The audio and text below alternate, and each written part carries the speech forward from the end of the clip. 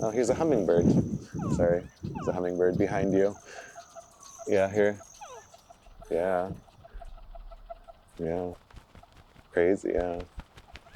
When my mom died, two were in my house, and then I got a tattoo. Yeah.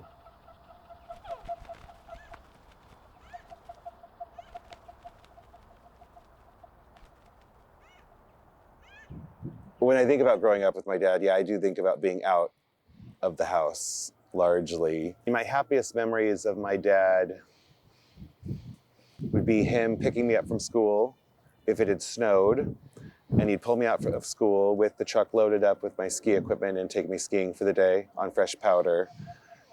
Which even young, I realized like that he really valued this moment that nature gave us, and that it's fleeting, and that if you don't enjoy it now, it'll be gone.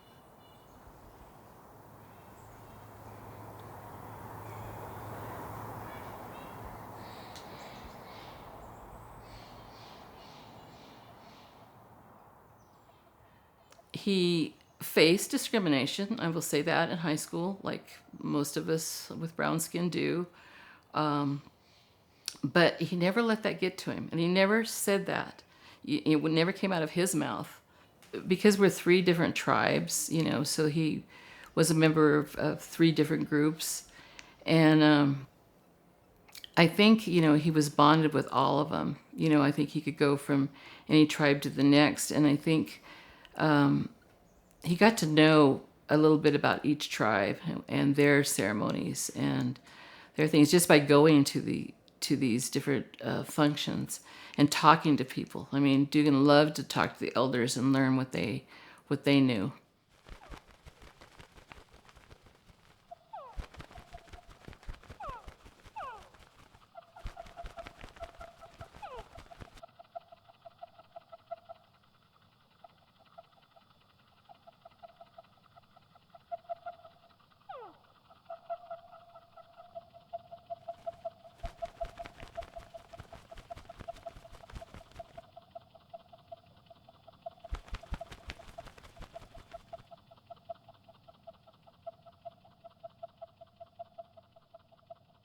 Dugan grew up.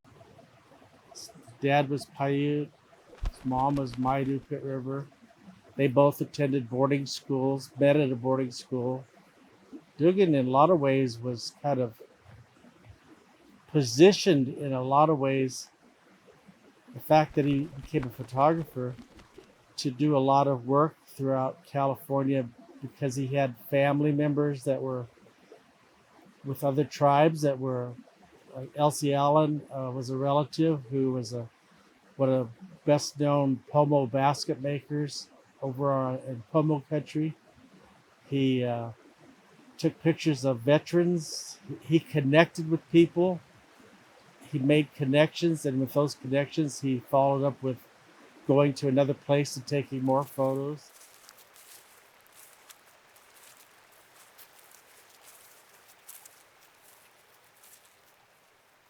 Well, the one thing that I like to tell the story of is the one picture of the roundhouse, or what we call the hungy, that took, I'm not sure if it was first place or best of show at the Santa Fe Indian Market. And he took that photo here on the Rancheria. What had happened there, it was early in the morning, and my papa, my stepdad, Elmer Stanley, was leaning next to his truck, drinking his coffee like he always does, and he was very, he loved to meet people, he loved to talk to people, he'd talk to anybody, but he knew Dugan. And so Dugan was walking by, and it was early in the morning and it was sunrise like almost, and Papa was drinking his coffee, and he goes, "Hey, Dugan," and he goes, "Yeah."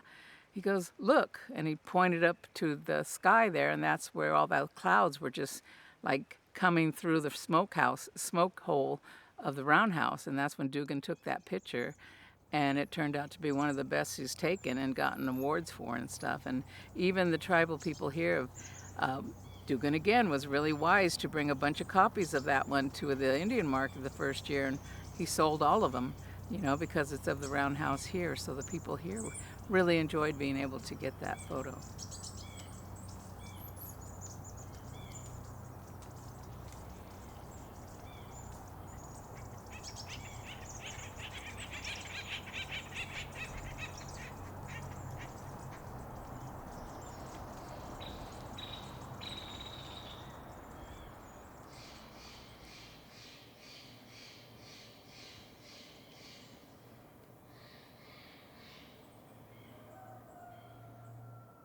he definitely felt a strong connection to the landscapes that our ancestors have walked on forever.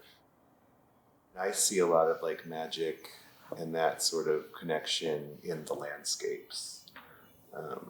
Even though there are not people in them, they just have,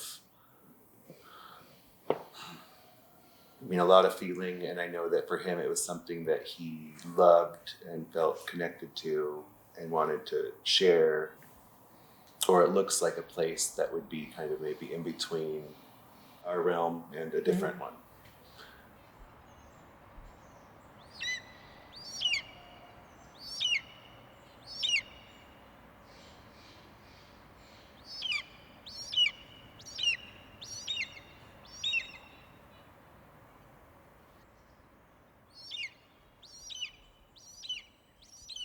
You shared about how after your grandpa passed, he saw a deer on the side of the road. I think maybe it was on a trip back and forth between Reno and Sacramento.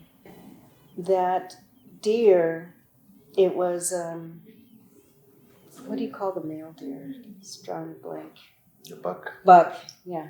So the buck was standing on the side of the road, and the buck made eye contact with your dad and just held a gaze with your dad. And your dad said that he felt that buck was your grandpa. There was a moment when your grandpa was communicating with your dad after his passing.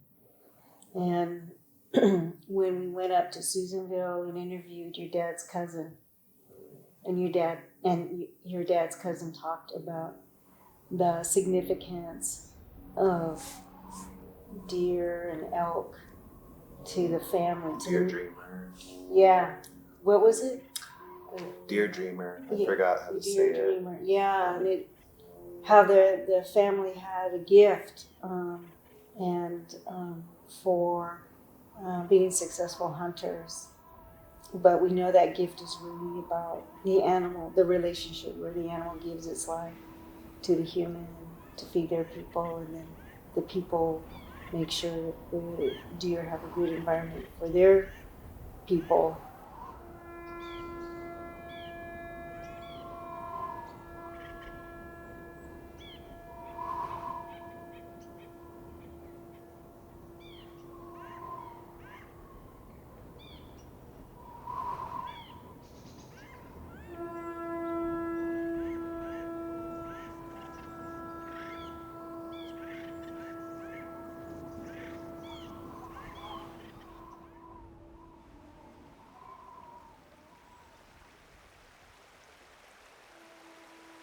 We had a number of young Indians from Susanville, including my older brother, who went to Vietnam about the same time. Dugan was over there at the same time my brother Mike was in Vietnam.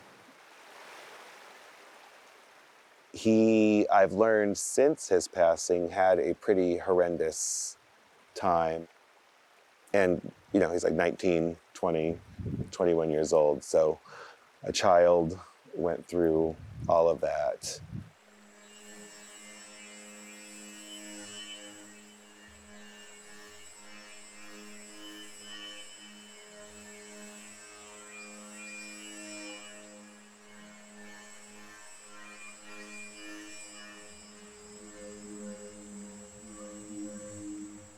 He never talked about Vietnam whatsoever. He never talked to me or my mom at all about it.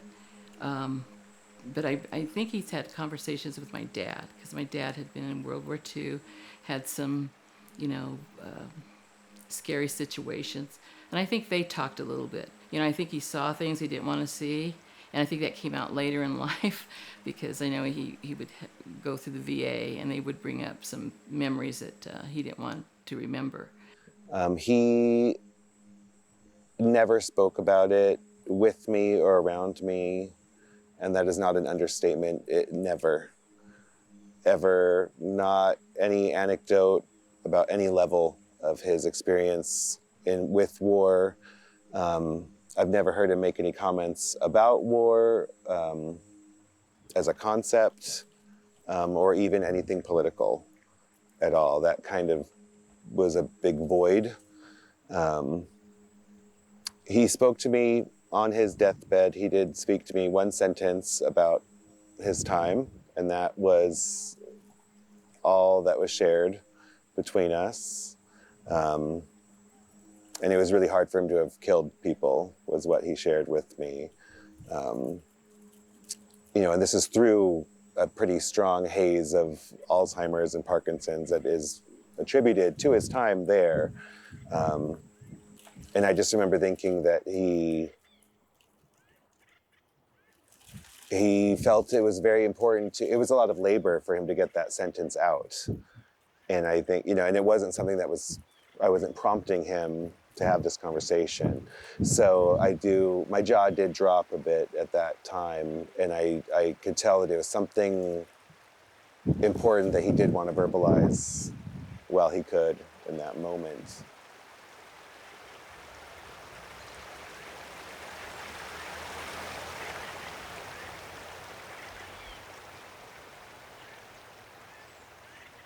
He carried so much of the emotion.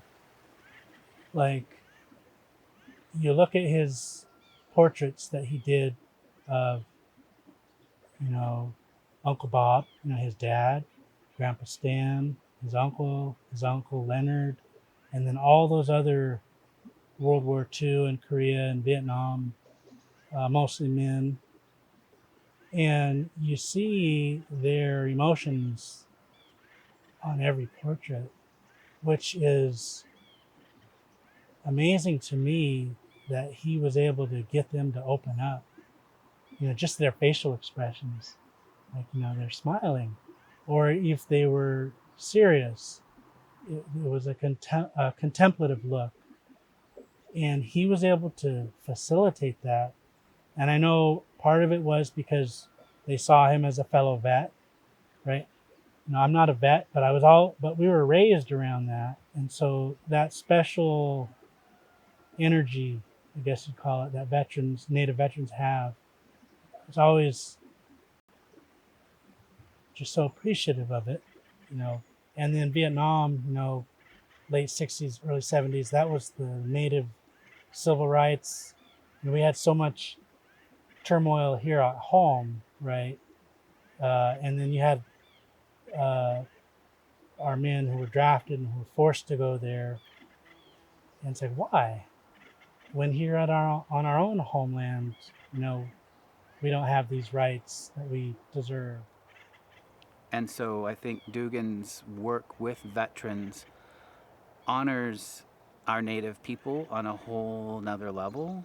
For me personally, I couldn't imagine what it would be like to either have to or choose to fight for a country that has stolen your land. So I'm fortunate enough to have a very different perspective than that generation before me, right?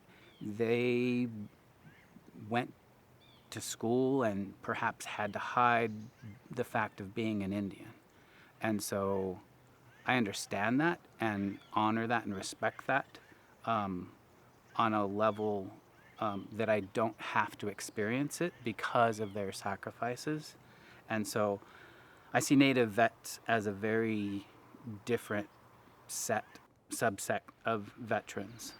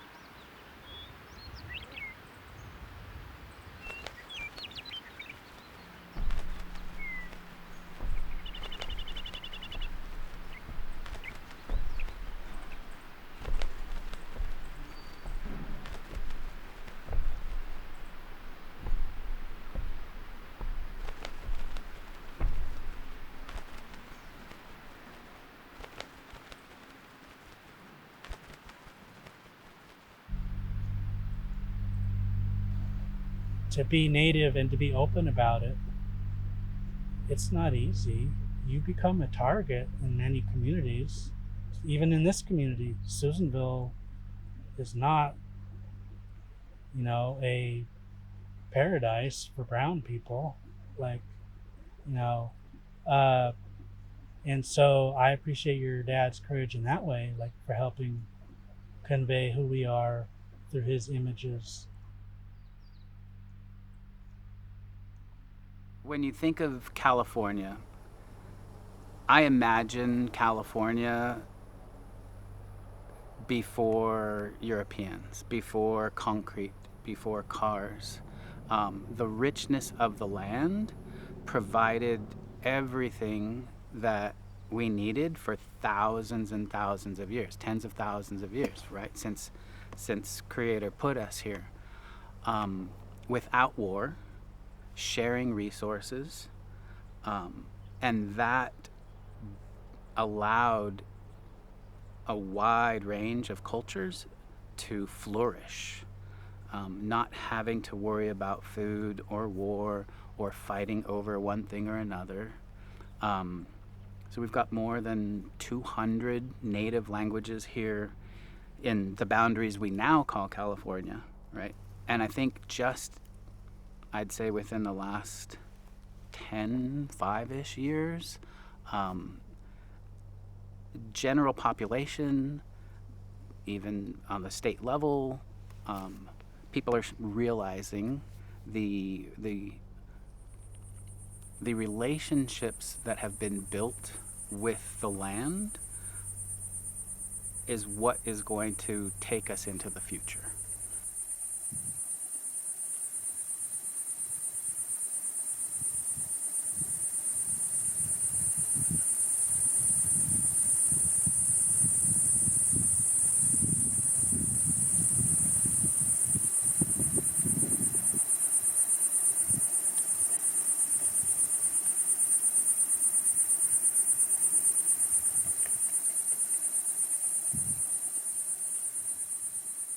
He was born at a time when assimilation was probably at a high point of that period, and yet he chose to capture, document what he saw was Indian people uh, uh, practicing and involved in old ways, ceremonies, and things that occurred for thousands of years prior to that. See the images that your father crafted, and it was a partnership between him and the individual, or between him and the group, and it was a relationship between him and the land, and that there is nothing casual about that there is intention behind what is being shared in those images. And I think that's interesting, kind of just going off of the word partnership, in other words, like reciprocity and community. I do think that's why he viewed the photos that he shot as given to him and not something that's just taken. But also just even zooming out from that, of the fact that he was in these, as part of these communities, not like just not more of a journalistic observation of this, but more, not everyone loves the word documenting, but more documenting his experience and then sharing that, versus looking at it from an outsider perspective.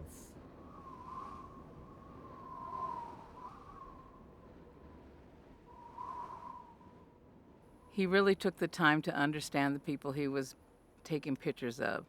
When we had Dugan be our photographer for our California Indian Basket Weavers showcase, he would take a picture of every weaver that made a basket that year.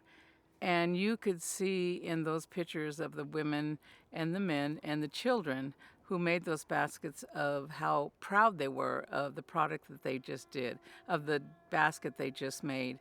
And Dugan seemed to find that exact moment where they're just beaming with joy and beaming with pride. And he just was really good about that. I think he took some really wonderful pictures of people showing how proud they are of the accomplishments they did with their baskets.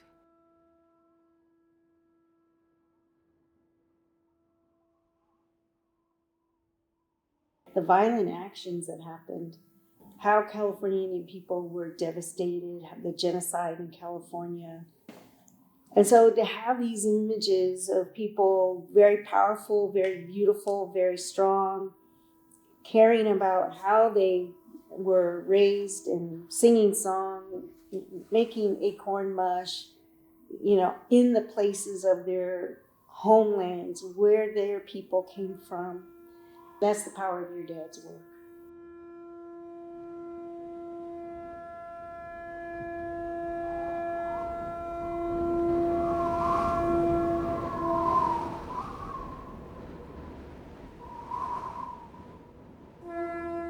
I think the gift that he brought to our Native communities was highlighting not just the resilience, but the thrivance, the deep richness of our multicultural communities.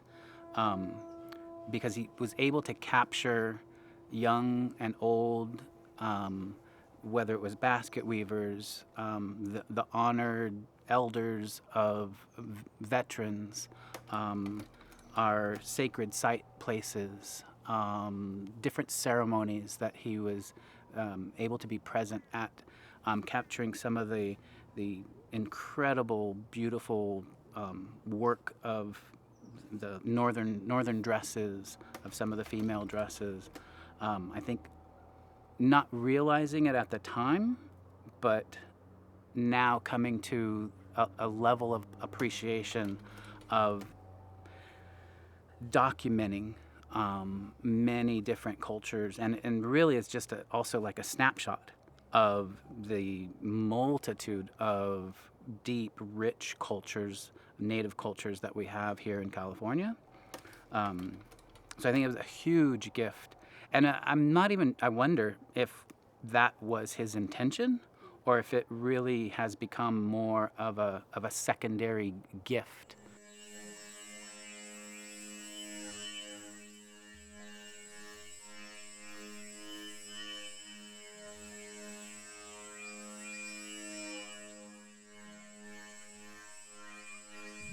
The project has been kind of running parallel to a lot of grief and other responsibilities that an adult child deals with when their parents pass. But this, I mean, I was spending so much time with his art and his archive, and then zooming out to the people that worked with him, and it just kind of like rippling effect of his archive I've spent a ton of time with him in an interesting way. And even beyond that, even with my mother, in the sense that she did a lot of the organizational aspects of it, or just coming across so much notes and ephemera with handwriting, recordings and interviews that I never knew about. So it's been an interesting forensic experience. And it is very interesting to hear words and quotes from somebody that you knew so well, but they were in such a different forum that it almost seems like someone else, or yeah, it's just different because the questions that were asked, I think, were so different than our day-to-day conversation. So it has been fascinating to go through this archive and to see, I'm not a photographer, but to see as a layperson his development throughout it. And it's just fascinating. Like, and there's family pictures kind of like, all through, kind of sprinkled throughout it. So it's been very personal from me to him. and a really interesting opportunity. I don't think a lot of people get that sort of chance of somebody leaving behind so much largely visual information. Is fascinating and at times a bit confounding and very similar to his personality, where the words aren't there, the explanation isn't there, and maybe has to be inferred. Is an interesting, it's still very much an extension of his personality and feels very present. Yeah.